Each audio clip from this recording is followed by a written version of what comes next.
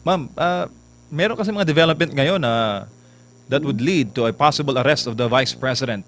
Possible ba yun, ma'am? Wala ba siyang immunity from suit, yung mga vice-presidente? Wala. Wala po kasi Hmm. hindi nakasaad sa saligang batas katulad dun sa ating Pangulo. Hmm. Gayon pa man, maaari nating i-test yan or maaaring dalhin ang kontrobersiyang ito sa ating Korte Suprema.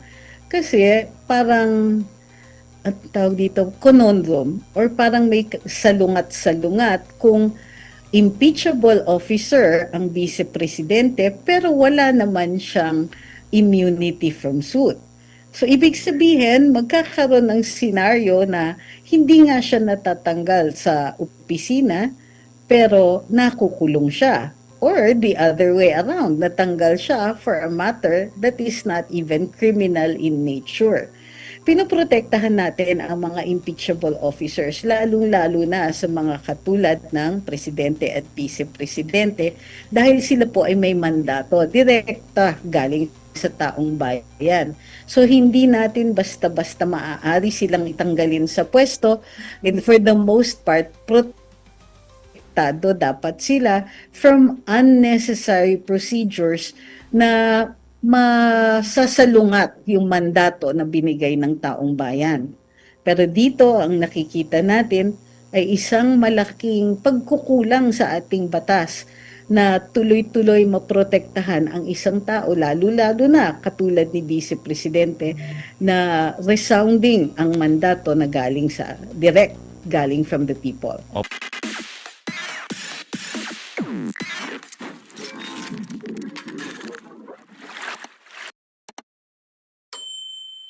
Kamusta kayo? Opo, ma'am, assessment nyo lang po dito sa naging impeachment proceedings sa House Committee on Justice po.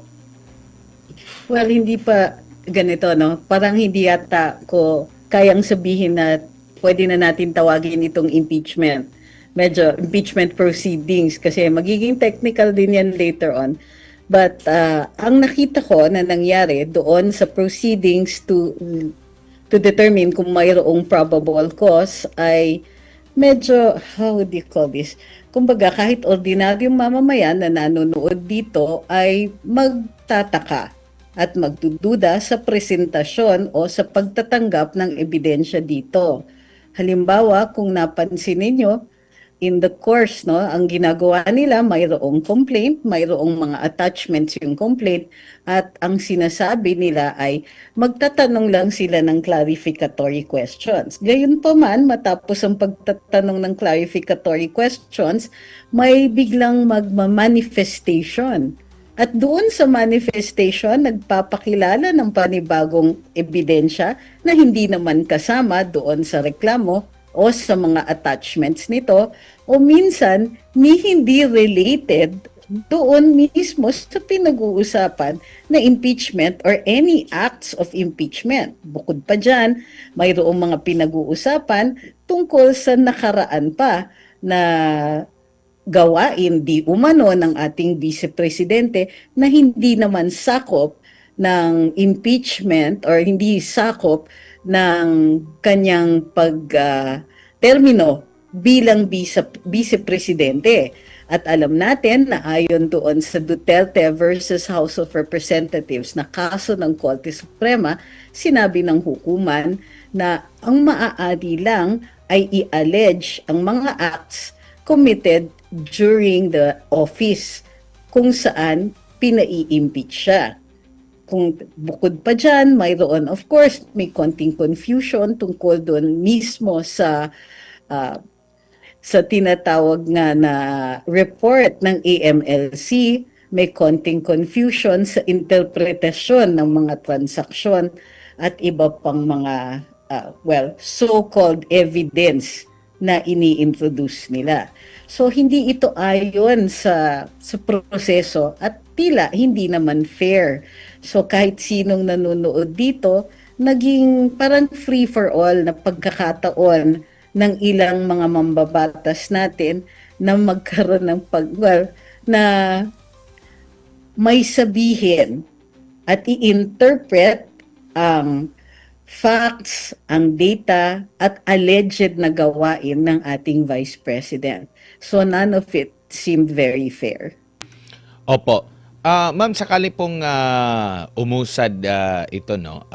Kung halimbawa, mayroong silang makuhang sapat na boto tapos hindi pa lumalabas yung magiging desisyon ng Korte Suprema, pwede bang questionin sa impeachment court sa Senado yung paggawa nitong mismong reklamong impeachment sa pangalawang Pangulo dyan sa Kamara?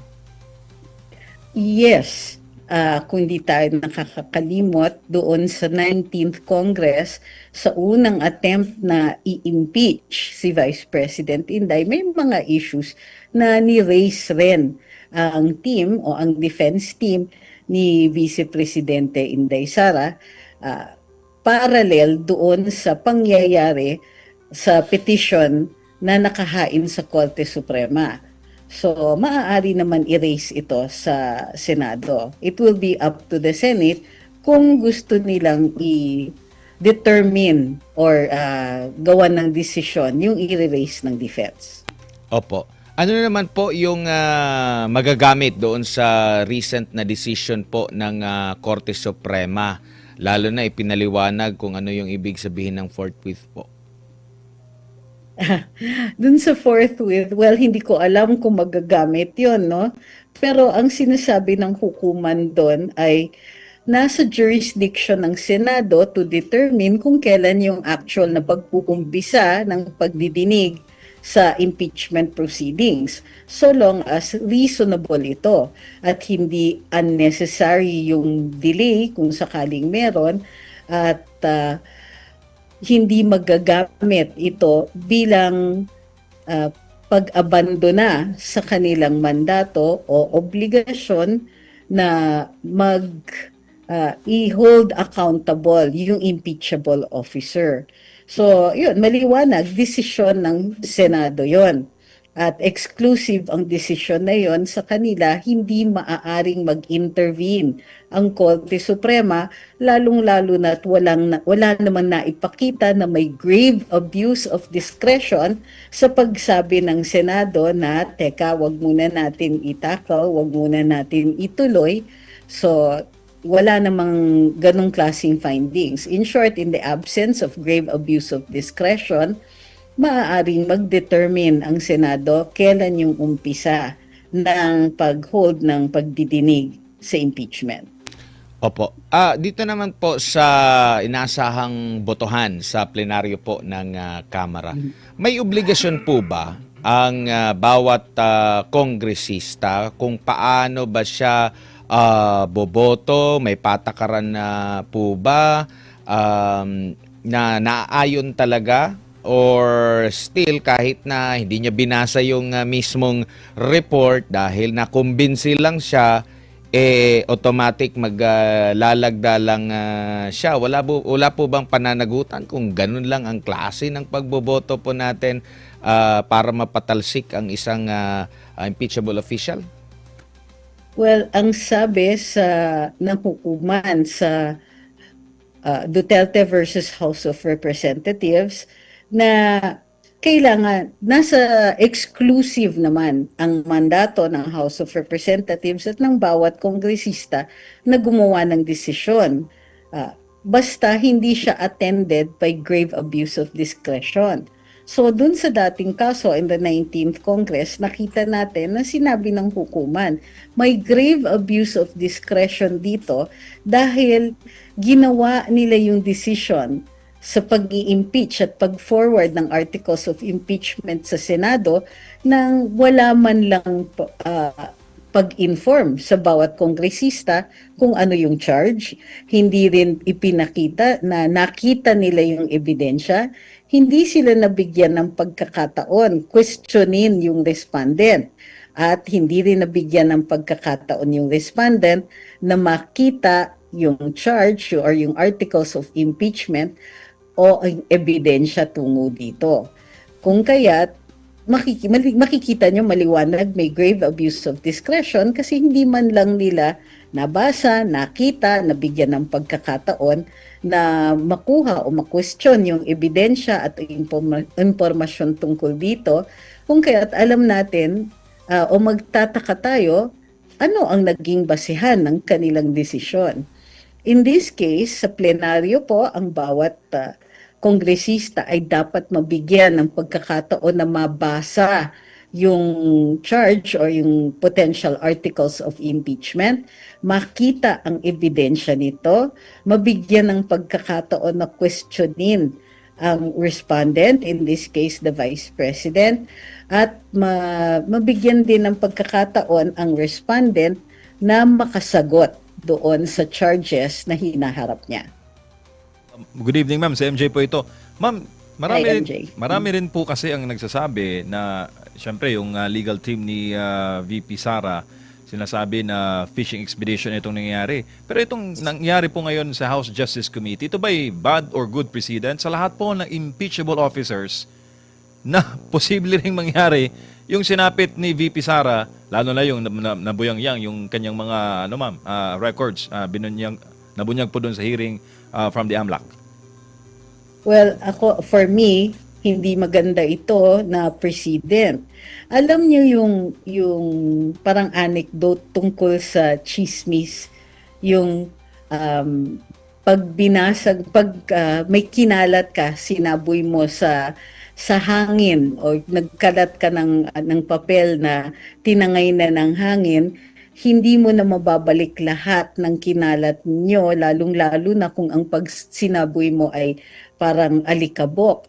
So, ganun din ang reputasyon ng isang tao kapag pinagkalat mo isang bagay na pribadong-pribado, mahirap nang ibalik ang pagkakatiwala sa kanila.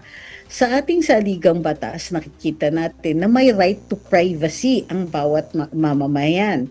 Hindi po naiiba ang vice-presidente, may karapatan siya sa kanyang privacy. Pero ang nangyari dito ay may mga nilabas na impormasyon na maliwanag na labag doon sa batas na nagpoprotekta ng privacy ng impormasyon na yon.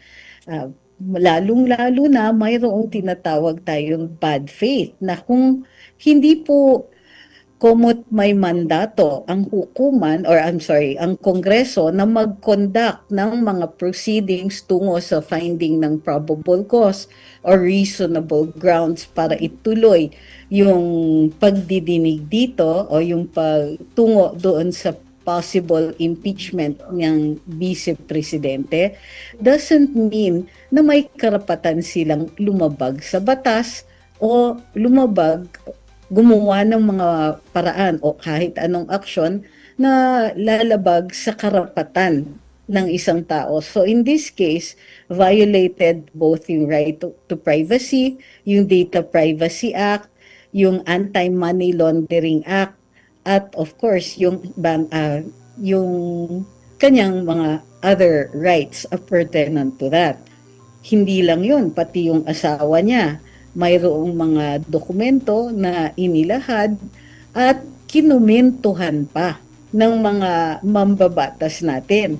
Siguro hindi ganon ka bad faith, kumbaga, ang makikita natin kung paglalabas lang ng data at walang interpretasyon na ginawa dito. So, ang nakita natin, may mga interpretasyon under the guise of manifestations na ginagamit itong mga dokumento o mga data o information tungkol sa vice-presidente na in many cases ay napaka-misleading. Hindi natin nakita dito isang proseso para mag-determine ng probable cause. Ang nakita natin dito ay yung outright character assassination ng ating vice-presidente who is protected like any other citizen dito sa bansa. Tingin mo, ma'am, itong ganito katindi na persecution per se, kay VP lang gagana at hindi para po sa iba pa ng mga impeachable officers na nasa roster?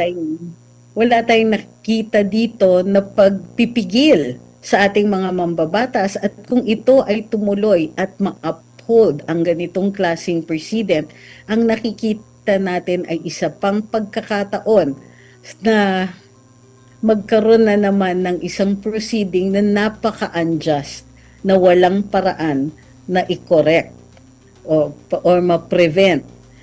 May nakikita tayo na malaking possibility ng perpetuation ng isang injustice, isang kawalan ng katarungan sa isang prosesong sinasabi nilang sinunod. Ma'am, meron kasi mga development ngayon na that would lead to a possible arrest of the Vice President. Possible ba yun, ma'am? Wala ba siyang immunity from suit, yung mga vice-presidente? Wala po kasi hindi nakasaad sa saligang batas katulad dun sa ating Pangulo. Gayon pa man, maaari nating i-test yan or maaaring dalhin ang kontrobersiyang ito sa ating Korte Suprema. Kasi parang at tawag dito, conundrum or parang may salungat-salungat kung impeachable officer ang vice-presidente pero wala naman siyang immunity from suit. So ibig sabihin, magkakaroon ng senaryo na hindi nga siya natatanggal sa opisina pero nakukulong siya. Or the other way around, natanggal siya for a matter that is not even criminal in nature. Pinoprotektahan natin ang mga impeachable officers, lalong-lalo na sa mga katulad ng presidente at vice-presidente dahil sila po ay may mandato, direkta galing sa taong bayan. So hindi natin basta-basta maaari silang itanggalin sa pwesto, and for the most part, protektado dapat sila from unnecessary procedures na masasalungat yung mandato na binigay ng taong bayan. Pero dito ang nakikita natin ay isang malaking pagkukulang sa ating batas na tuloy-tuloy maprotektahan ang isang tao, lalo-lalo na katulad ni Vice Presidente na resounding ang mandato na galing sa galing from the people. Opo, the most voted candidate in the 2022 elections. Si VP Inday. Pero nakakalungkot pala, ma'am, no? There's a possibility kasi sa mga balita ngayon, ma'am, may criminal case daw tapos parang nasa proseso na at parang may soft landing na ng possible arrest. Ma'am, laban sa VP. Well, kailangan pa rin susunod, no? Ang arrest ay kailangan ay protektado lahat tayo, lahat ng mga mamamayan sa na hindi maaaring matanggal ang ating kalayaan ng walang due process. So an arrest and possible incarceration kailangan susunod sa proseso. Anong ibig sabihin nito? Kung criminal in nature, kailangan may determination of probable cause at base dun sa bagong standard ng Department of Justice, reasonable certainty of conviction yung dapat ebidensya dito.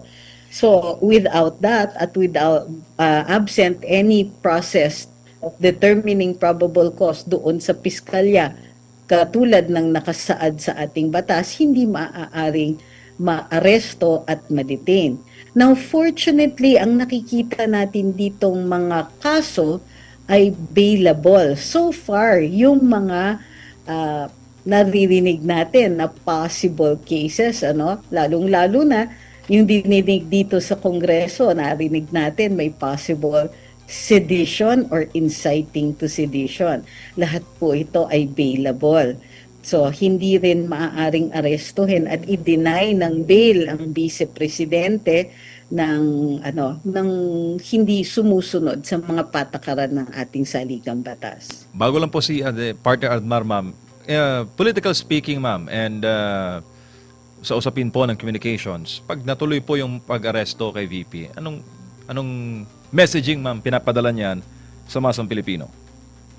Nako, ibig sabihin mas malakas ang ilang mga mambabatas kaysa sa taong bayan na nakakapagbigay ng mandato sa isang opisyales na dapat pinoprotektahan like any other citizen. Ang mahalaga dito, alam nyo, okay lang na mayroon tayong official that we submit to a process to hold them accountable. Okay yun, it's a system of balance, a system of checks, a system of accountability. Pero kapag mismong taong bayan ay nakakakita ng injustice na ginagawa sa isang mataas na opisyal na binigyan nga natin ng mandato, then yung possibility na mangyayari ito o yung possibility of lesser injustices or injustices being committed on people not quite as powerful as the Vice President ay becomes real. Kumbaga napakalaki ng possibility na yon na kung kayang gawan ng ganito, kung kayang ilabag natin ang karapatan ng isang tao na binigyan ng ganito kalaki na mandato, ano ang laban ng ordinaryong mamamayan? Opo. Ma'am, meron po ba kayong nakikitang double standard sa treatment ng impeachment na reklamo sa laban sa Vice Presidente at Presidente po? Well, kitang-kita naman yan doon sa proceedings sa Committee on Justice, no? Pagdating doon sa ating Pangulo, napaka-stricto ng interpretasyon ng procedure. Pati dun sa mga requirements, napaka-stricto ng committee. Pero pagdating dito sa ating Vice Presidente, kahit ano pang sabihin ng kongresista, ng miyembro ng Committee on Justice, kahit walang basehan sa facts o sa batas, go lang ng go. So nakikita natin na protektado masyado ang ating Pangulo, samantalang si VP ay hinayaan lang na parang nilalatigo siya in public at walang nagpipigil sa ating mga mambabatas. Tuloy-tuloy ang pang-iinsulto, tuloy-tuloy ang mga so-called manifestations na napakanipis na ng relasyon nito sa mga facts na ina-allege tungo sa mga charges sa kanya. Nakakaawa sa totoo lang, masyadong kumbaga, nakita natin na pagdating pala sa isang determinadong grupo ng mga tao na desididong gumawa ng kasamaan, walang magagawa ang ordinaryong mamamayan para mapigil ito. Opo, lipat lang po ako ng topic, ma'am. Comment nyo lang po doon sa recent na pahayag ni dating Speaker Martin Romualdez. Ano po yung basa nyo rito? Magkakalaglagan na po ba? Yung recent na pahayag, ito ba yung nagsasabi siya na Hindi siya mastermind? Hindi siya mag-isa, or hindi siya mag-isa. Opo. Kung sakaling he goes down, he's not going down alone. Opo. At hindi siya ang mastermind, okay. Well, sinasabi nga niya, hindi lang na hindi siya ang mastermind, mayroong ibang mga involved at malaki ang involvement ng executive. Huwag na tayong magkunwari, maingat lang siya sa kanyang salita, pero alam natin na ang tinutukoy niya dito ay ang kanyang pinsan at possibly yung asawa nito, yung asawa ng pinsan niya. Kumbaga, para sa akin, this is quite explosive. Kumbaga, unang-una nakita natin na mayat na yung dating speaker. Nakikita natin na stressful ito para sa kanya, kung gaya't there's no reason to believe na kunwari na lang itong mga charges sa kanya. Alam natin, seryoso ang charges laban sa kanya, at para siya magsalita ng ganon, para siya ay magpahiwatig tungkol sa executive na mayroong kasalanan o posibleng mas malaki ang kasalanan pagdating sa graft and corruption or possible plunder, well, kumbaga, nakikita natin it's real, it's happening. And ewan ko, para sa akin, medyo may konting excitement dito. Not because may mga nasasaktan, pero malaki ang possibility that we might actually find out the truth dito sa likod ng corruption, ng sinasabing massive corruption sa loob ng Administrasyong Marcos. Opo. Dito naman tayo sa sinasabing ipa-file daw na kaso na di umano'y hinugot doon sa naging testimonya ni Gutesa. Kung ginamit na ito, maaari na ba talagang imbestigahan muli, salain muli si Gutesa? Isama na kasi nagko-corroborate yung sa 18 Brave 18, attorney. Ay, oo. Sa paggamit ng affidavit ni Gutesa bilang ebidensya laban kay kay former House Speaker Martin Romualdez, binibigyan ng credibility kumbaga ang affidavit na ito. Pero warning ko lang, medyo limitado ang pagpipresenta ng affidavit ni Mr. Gutesa. Ultimately, kakailanganin kapag ito ay umabot sa hukuman sa Sandigan Bayan, kakailanganin yung testimonya ni Mr. Gutesa mismo dito sa upang not only to authenticate para maging available siya for cross-examination by the defense. Kung hindi po siya makapagpapakita at hindi siya ma-cross-examine, malaki ang possibility na mabaliwala ang kanyang affidavit. Pero sa pagbubukas din ng investigasyon tungkol dito sa nangyari sa recantation, so-called recantation ni Mr. Gutesa, ibang usapan yan. Tingin ko, it merits now a manhunt. Nasaan ba si Mr. Gutesa? Kailangan nasa public interest na po natin na siguraduhin na makagawa siya o makaharap siya sa hukuman, magbigay ng testigo dun sa so-called recantation niya at i-explain o i-narrate sa taong bayan at sa for the record kung anong nangyari sa kanya at sino-sino yung mga taong involved sa pagpapatahimik sa kanya. Medyo, how do you call this?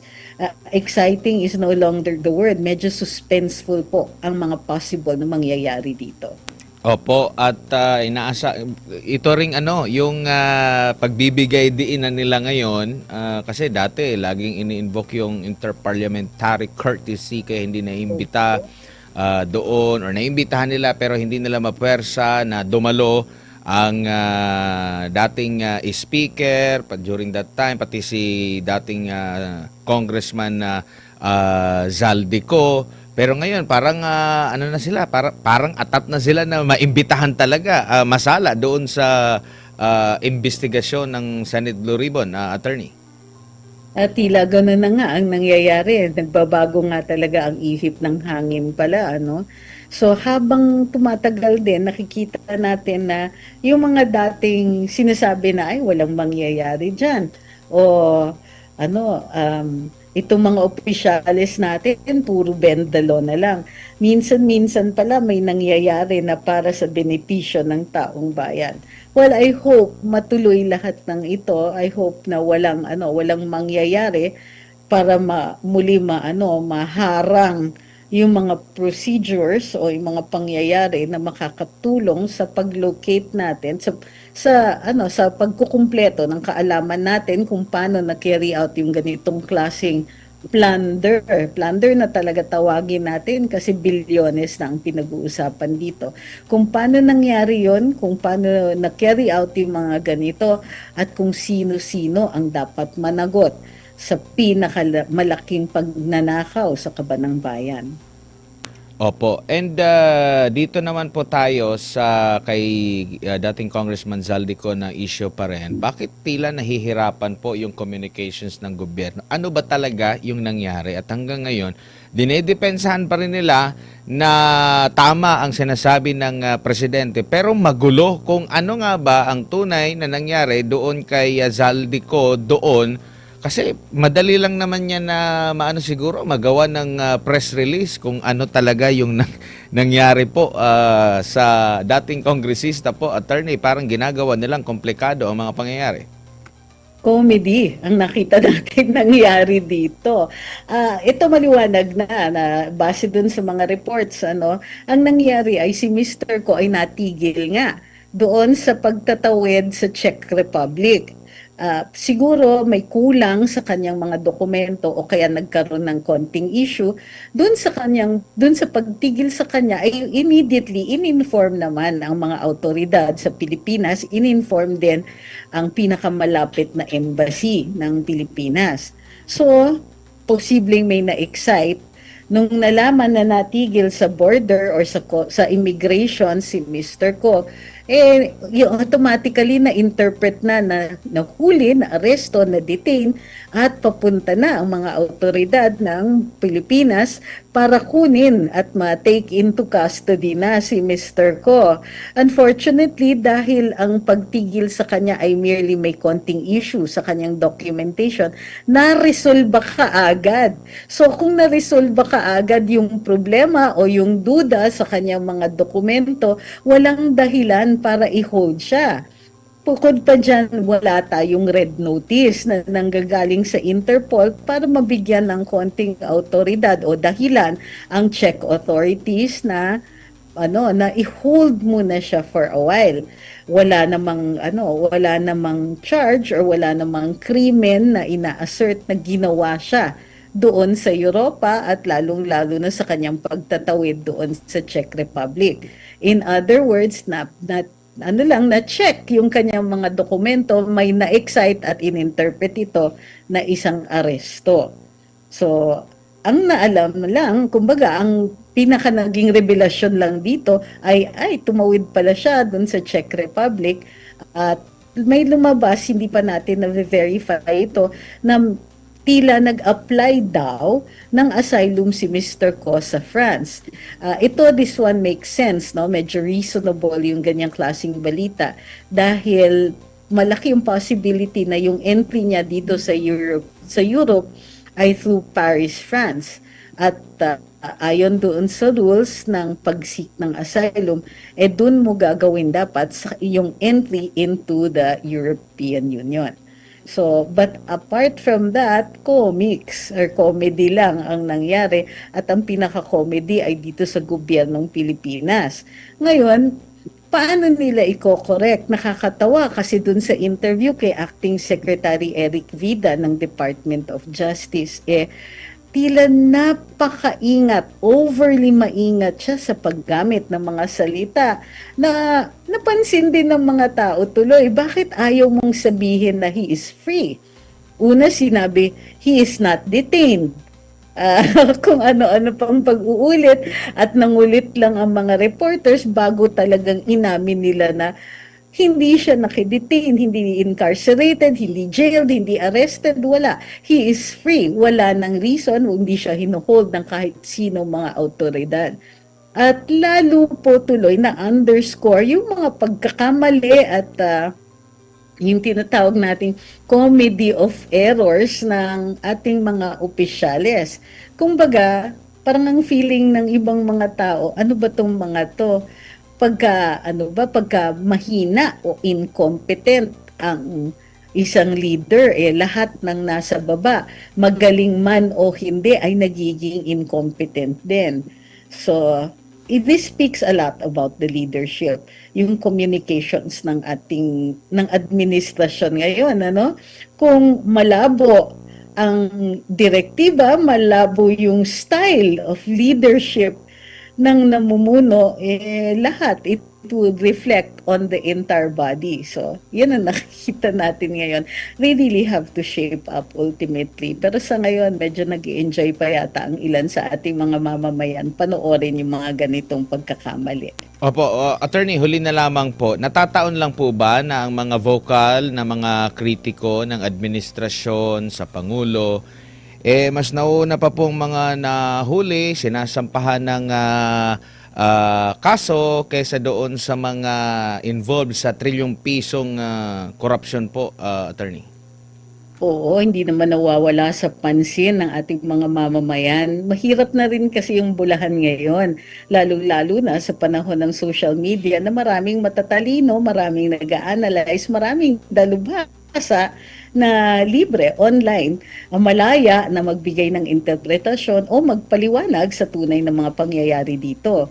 So, in view of the availability of information at sa dami ng mga taong maaaring nakakakita o nakakatingin ng mga detalye, hindi nga malayong mangyari na mauuna talaga ang mga dalubhasa in the vast population of netizens. Ito yung mga panahon na mahirap talaga magtago ng ng isang pugante o magtago ng incompetence.